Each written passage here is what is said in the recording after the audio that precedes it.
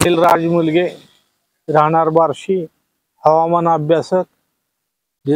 चालू महिन्याचे ऑक्टोबर महिन्याचे हवामान सांगण्यासाठी आलो असून ते पुढील प्रमाणे दिनांक 10 ऑक्टोबर दरम्यान अरबी समुद्रात कर्नाटक किनारपट्टीजवळ एक कमी दाबाचे क्षेत्र तयार होण्याची शक्यता असून ते यमन देशाकडे जाण्याची शक्यता आहे।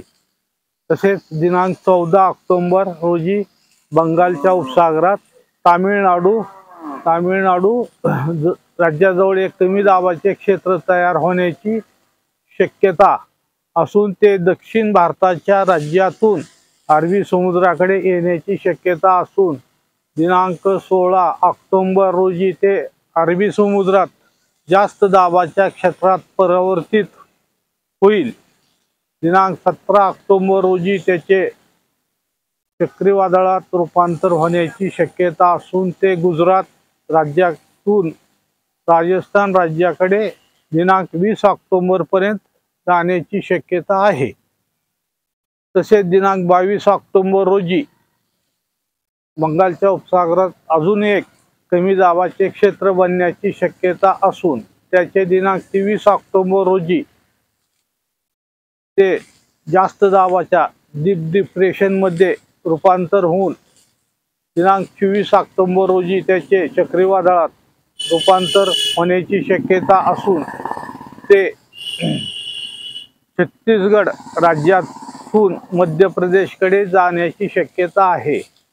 सध्या केरळ व तामिळनाडू राज्याजवळ एक कमी दाबाचे क्षेत्र तयार असून ते हळूहळू देशाच्या अरबी समुद्रातून देशाच्या पश्चिम किनारपट्टी भागातून आपल्या महाराष्ट्र राज्याच्या कोकण विभागापर्यंत सरकत येणार असल्यामुळे दिनांक 6 ऑक्टोबर पासून राज्यात भाग बदलत 15 ऑक्टोबर पर्यंत पावसाची शक्यता आहे।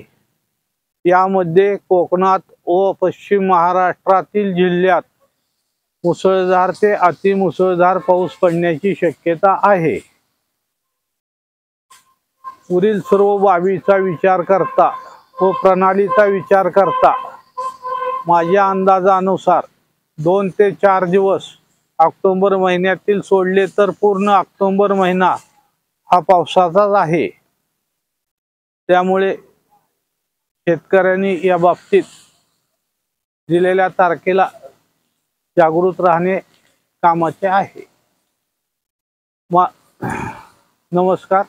जर माझा व्हिडिओ आवडला असेल तर माझ्या व्हिडिओला सबस्क्राईब आणि लाईक करा ही विनंती।